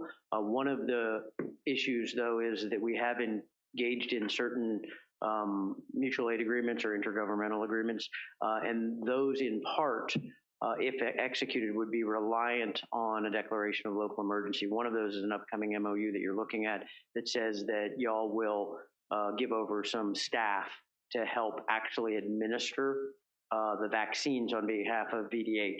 There's a reimbursement agreement, portion of that, and what have you. So if that this were to go away during that period of time, it's possible that those MOUs would die. However, no local emergency can last longer than 6 months anyway by state law. So that MOU would die a natural death if you didn't renew this. The other issue is, Madam Chair, just legally, I know Moody wanted to add that 14 days, which makes sense, but I'm not sure how that's reported or when that's reported, or like if the positivity rate drops to 4.9% for 14 days, there's nothing in here, wouldn't have to be, but how would anyone know that the emergency order wasn't in effect? And if Dr. Young, for instance, didn't know that and no one told him and he signed an emergency contract without going through the Administrative Procedures Act, would he be in violation of it? So I know metrics are good actually, but they're difficult legally. I just point that out. You lawyers, I'm not driving the process. I'm just pointing out maybe there should be something which shall be reported within 72 hours or something. Because there's no reporting time. In other words, if it's 14 days, this thing is dead, and Neiman doesn't even know it. And so it basically requires somebody to be responsible for capturing the metric for every single day in the 14-day period leading up to when that would kick in. And yes, reporting it to administration. So typically this would read something along the lines of, I was thinking about it after Neiman and I discussed this metric, within, I didn't know he was going to put the 14 days, but within 72 hours of being reported by the appropriate authority. Like, so Moody tells him, Neiman, hey, it's been 14 days and this thing dies, within 72 hours of that, or it's rescinded, or 24 hours. Because I don't know how else we would know whether to engage in contracting. I apologize, is that a tight enough verbiage, I guess, to say whenever Chief Moody notifies Dr. Young, It is. I mean, that we could just say, hey, he told him on this date, and you just believe us. Right, 24 hours Okay. after notification. After that date. Okay. 24 hours after notification that there has been a positivity rate of less than 5% for 14 consecutive days. Okay. There should be some notice requirement, or else our contracts will be subject to legal attack. And you also said your recommendation was to put it in place through the rest of this calendar year. Is that what No, you we said? can't do that. Just to change the CARES Act. So it says CARES Act eligible expenses from March 20th through December 30th, 2021. That was in the original financial language that we drafted, but the feds have extended that deadline to December 31st, 2021. It's just inaccurate now. It's a typo. I see. Paragraph 3. Yes, of should the read- whereas. Yes, I'm tracking. so it should just read So December. December 30th, 2020 should be December 31st, 2021. Yeah, that's just relating to the CARES Act. It has nothing to do with how long the emergency order stays in place. Tracking. This will still die on June 15th unless otherwise extended. Tracking. Thank you.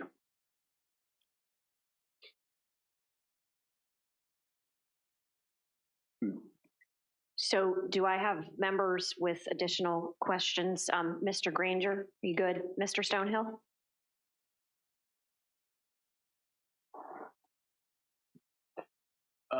I think I'm good, except what happens if it declines to 5% and goes back to 8, 10, 20? Dr. Young can declare an emergency, and then you would approve it at the next board meeting. He has the authority to do that. Just start this over. Yes, presumably he would tell like Chief Moody, let me know if it goes back up for 14 consecutive days, and presumably Chief Moody would want to do that so we could enter into MOUs or what have you. You good? Okay, thanks, Mr. Stonehill. Mr. Bush, go ahead. Thank you, Madam Chair. So when Dr. Young was reading it, when would this thing expire? What's the termination date currently that we would be approving tonight? Should we do so? June 15th? Okay, so you're recommending that we do not have the benchmarks, correct? Or the metrics as you put it, I'll call it benchmarks. No, I'm just recommending that if you do, there be a mandatory reporting that this dies within 24 hours of reporting it. Okay. Because if Dr. Young doesn't know, no one tells him, and then he enters into an emergency contract, right now that contract would be void. Okay. Because he didn't follow the APA, Administrative Procedures Act of 3 bids and all that stuff. So I'm just saying within 24 hours of reporting. Okay, so the current version, and forgive me because everything that was read, those benchmarks that Chief Moody suggested are currently in this version that we would be approving tonight. No, half of them are. The 5% is, but Dr. Young said that Chief Moody wanted to add 14 consecutive days. That is not in here. So the amendments would be changing it to December 31st, 2021, to add the language after less than 5% would be to 14 consecutive days. Okay. And I have the suggested language based off of Matt's advice.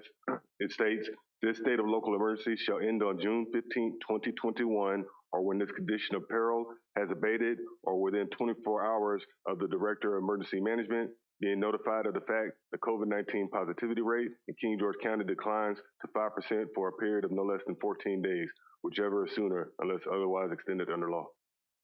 Okay, so I can live with that benchmark. Thank you, Madam Chair. That's perfect. Can we just say 14 consecutive days? So I think you just read it and it didn't say consecutive. That's correct, 14 consecutive days. Perfect. All right, you're good, Mr. Bush? Yes, ma'am. Ms. Bender? With that rewrite, it's fine then. Very good. Do I have a motion? I move to adopt the declaration of local emergency with the modification in paragraph 3 of the whereas clause to have the date December 31st, 2021 instead of December 30th, 2020, and to include the condition clause for the end of the resolution as Dr. Young presented. Second. Any further discussion? One point. Chair. Go ahead, Mr. Bush. Thank you. So with that, and now that we have the benchmark, should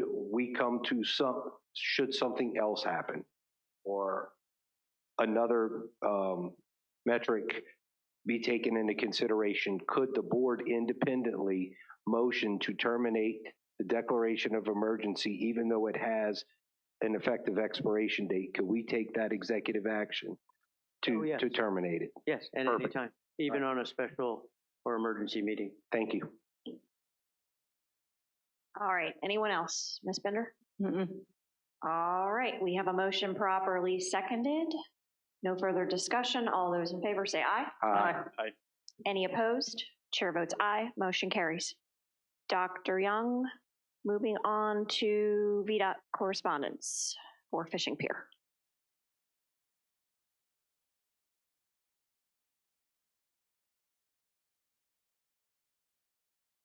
Thank you, Madam Chair. On September 3rd, 2021, King George County reached out to the governors of both Maryland and Virginia.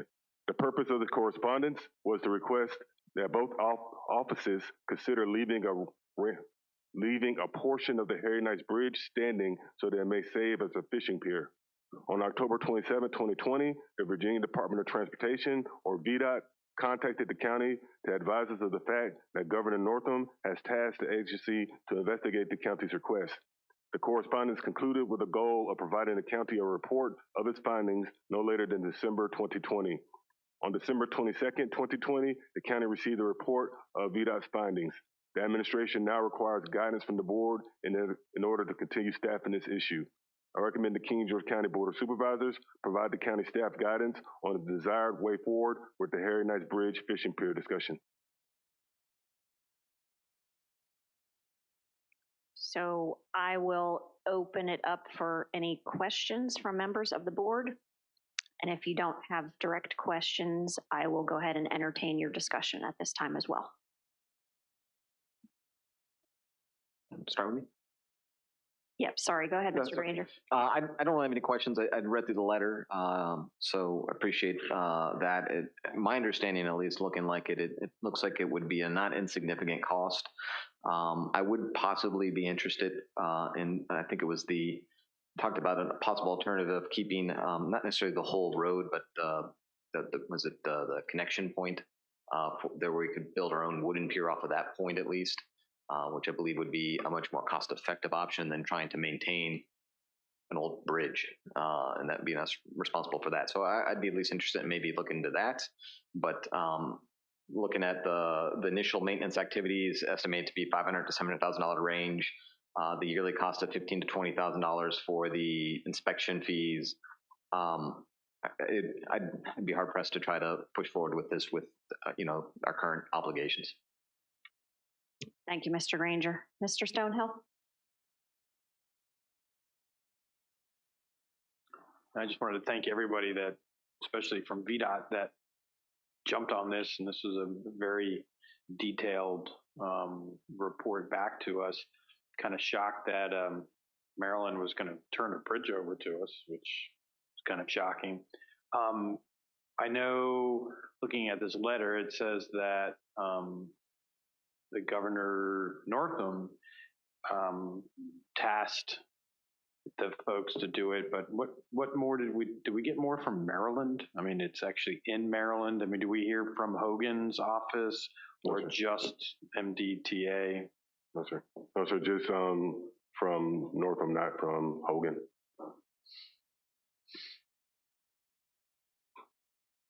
Would have liked to see what those guys had said just besides the bridge, or the bridge authority. I would have liked to heard from their folks over that side, because it's gonna be a lot of Marylanders coming over the bridge anyways. But it seems, and also where VDOT had said, I'm sorry, maybe I should wait. I don't have any more questions. That was my only question. Go ahead. you know, and if VDOT was going to, you know, only say, yeah, we're only going to keep 100 feet of the bridge, which is very short due to the water depths and all that kind of stuff, I love the idea, of course, but I don't think we can do that right now. Unless we heard something from Hogan's office saying, yeah, we'll come in and share some of this cost with you because it actually is in our state as opposed to your state. I would be very interested in hearing more about it and maybe going forward with it. But if Hogan's office just says we're not going to do anything, I don't see how we could possibly do this, unfortunately. Thank you, Mr. Stonehill. Mr. Bush? Thank you, Madam Chair. So no specific questions, but comments. So I think it's a great idea. I thought it was a great idea when it was first proposed. My concern has always been the maintenance and the lifespan of what structure would be left. And like Mr. Stonehill pointed out, you'd have a lot of people coming over from Maryland to utilize the bridge. I don't think the revenues that would be generated from tourism to use that bridge as a fishing pier really translates to a return on investment to the taxpayer in King George County when if we have to foot all the maintenance, inspections, everything associated with that infrastructure cost, especially given the other infrastructure needs we currently have in the county. But before I would say I don't support this at all, I like what Mr. Stonehill said. Let's see what Governor Hogan's office comes back with. If there's a way Maryland is willing to shoulder, not half, but probably I would be requesting the majority of this maintenance, then sure, it'd be great. As long as that cost impact on King George County wouldn't be shouldered by us. So thank you. That's all I have. Thank you, Mr. Bush. Ms. Bender? Yes, I do appreciate the governor's office. I was shocked about how detailed this letter was. I thought it'd be just a quick letter back, but I'm just concerned, as always I was, about the cost to the county, and we have a lot of projects and other needs that need to be addressed, and this is a really good idea. It's just going to be too costly for the county overall, and that's my only comment. Thank you. Thank you, everyone. So I'm hearing, for the most part, no intention of moving forward with this if we have to shoulder the burden. Do we want to make one last attempt at communicating with Governor Hogan's office and see if there's a response? Would we have consensus to do that? Because I'm willing to do that, so that would be 3. So do we want to then direct Dr. Young to make one more attempt at correspondence with Maryland's governor to determine any level of interest they would have in this proposal? Yes. Very good. Yes, go ahead, Mr. Granger. The only other thing, I don't know if there's a cost for maintenance of the bridge abutment. I don't know anything about bridges really. So, but if Governor Hogan comes back or doesn't come back, and it would be a cost to the county, we don't want to keep the bridge, would there be an interest in at least keeping the abutments in place with the idea of maybe at some point down the road using that to build, I guess, a wooden pier off of it? Because that's what it shows as an alternative, which would be less costly because it would be less maintenance, and then it would be inspections every other year. And it's not something we'd have to do right away, but I don't know if there's a cost to those abutments and maintenance of those. It didn't say in here, so it was just something I was asking. Go ahead, Mr. Bush. I see your hand up. Thank you, Madam Chair. I would have concern about that because then you have an aids to navigation issue if we don't build a pier. And then if they do have to be removed and this project is done and Maryland is already pulled out, that cost would be borne solely by King George. And then with the wooden pier, I like the idea again, but wood and the water in the Potomac, it's going to have to be maintained yearly, and that cost is going to build up. So I would say I'd be more prone to see what the governor's office comes back with and kind of an all or nothing approach. Mr. Stonehill, anything additional? Ms. Bender? No. All right, so we're set with another contact with Governor Hogan's office, and we'll revisit it if or when we do or don't hear back in the future, TBD. All right, thank you very much. And Dr. Young, County Administrator's report, sir. Thank you, Madam Chair. The regional and local COVID-19 vaccination effort is ramping up. This effort is being executed in two parallels. One, we have internal vaccinations. On January 20 and 21st, 2021, the Rappahannock Area Health District will be providing voluntary vaccinations to King George critical infrastructure employees at the King George High School. And then the second arm of the effort is the external vaccinations. On the same date and on subsequent dates, the health district will afford citizens over the age of 65 access to vaccinations as well. The vaccinations also will be conducted by appointment only. In response, King George County has started a robust advertising campaign to make sure our citizens are informed. Please note that the health district is undermanned. As a result of this fact, all the localities in the region have committed to allocating resources to the health district to assist in this priority. In King George, we stood up the EOC today, and since this time, the EOC has been staffed with general government employees who are fielding phone calls of residents and businesses whose employees qualify for the vaccination. In addition, the health district has requested EMT support to provide the actual shots to individuals who are receiving vaccinations. To support this request, the county attorney reviewed an MOU to ensure that the county and its employees would maintain no liability while providing the support. I'd like to recommend that the Board of Supervisors authorize the county administrator to execute the MOU as presented. So moved. Second. Any further discussion? Madam Chair, I would just note that this is our MOU. It wasn't what they presented. So I don't think, did they agree to it yet? No, yet. Yeah, I think this is just you're authorizing ours. There's a ton of stuff in here that we'll be sending to them to look at. They gave us something that was not acceptable. Spotsylvania changed a little bit. Stafford and Fredericksburg changed a little bit. We changed a lot. So this is actually not gonna I just wanted to make sure that on that motion, it's not like their MOU and it's gonna be in place in 2 seconds. Right. Yep, very good.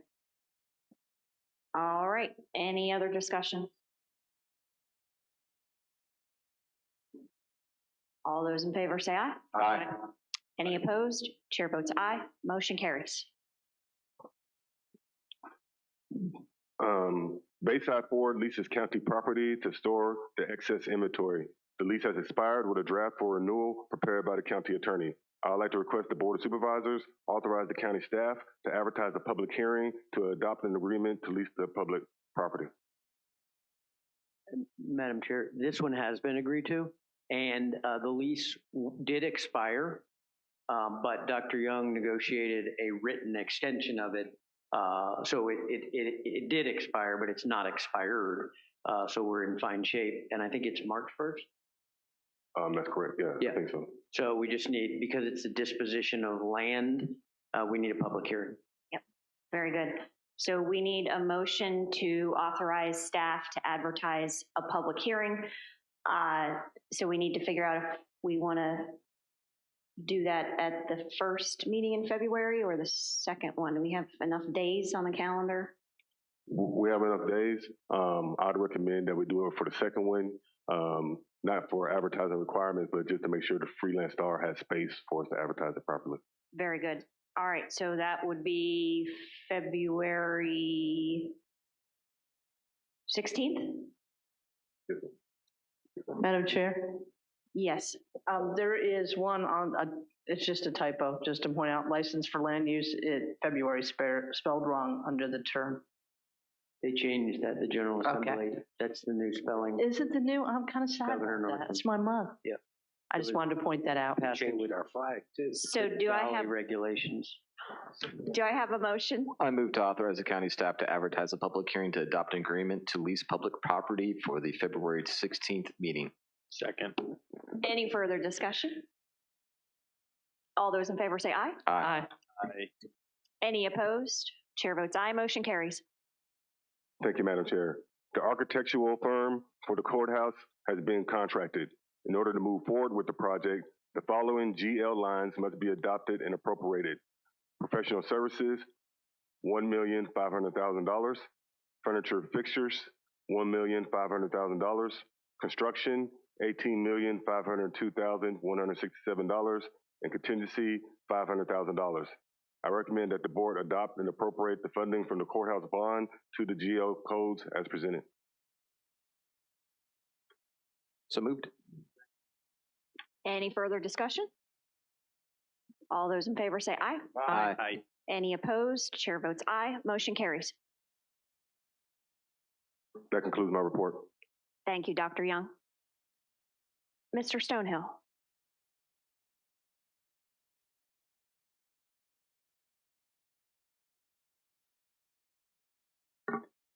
I move that the King George County Board of Supervisors convene in closed meeting pursuant to State Code Section 2.23711A1 for discussion and consideration of the assignment, appointment, performance, or resignation of specific public officers or appointees or employees of the county, namely the county administrator. I invite the county administrator and county attorney because they are deemed necessary and or their presence will reasonably aid the board in its consideration of the topics to be discussed pursuant to VA Code Section 2.2-3712F.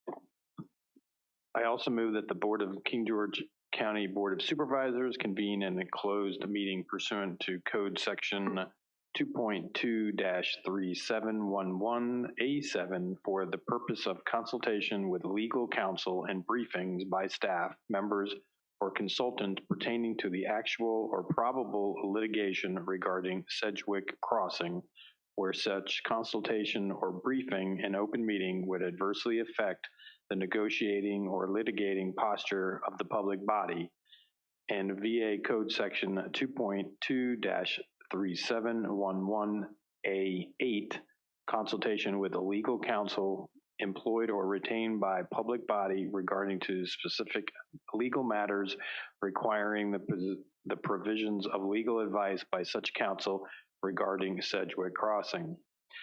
I invite the county administrator and the county attorney because they are deemed necessary and their presence will reasonably aid the board in its consideration of the topics to be discussed pursuant to VA Code Section 2.2-3712F. Second. Any further discussion? All those in favor say aye. Aye. Any opposed? Chair votes aye. Motion carries. We are in closed session.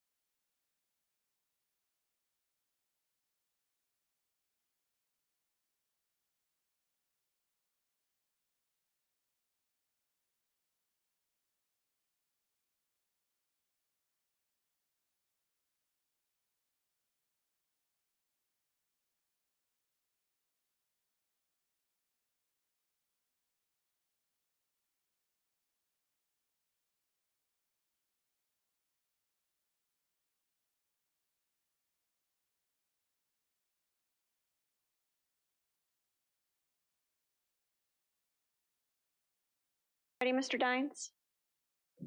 Thank you, sir. Mr. Stonehill. I move that the King George County Board of Supervisors return to public meeting and certify by vote that only public business matters lawfully exempted from open meeting requirements by Virginia law, and only such public business matters as were identified in the motion convening the closed meeting were heard, discussed, or considered during the closed meeting. Second. Any further discussion? All right, we're gonna roll call certify. Mr. Granger, I certify. Mr. Stonehill, So certify. Mr. Bush, I certify. Ms. Bender, So certify. and the chair so certifies. The King George County Board of Supervisors has received and reluctantly accepted the unexpected resignation of our county administrator, Dr. Neiman Young, to pursue other opportunities to spend more time with his family, effective February 18, 2021. We appreciate Dr. Young's willingness to assist in the transition to interim leadership. We wish to thank Dr. Young and his family for their generosity in sharing their time and talents as members of our community during the past 4 years, and we wish Dr. Young and his family all the best in their future endeavors.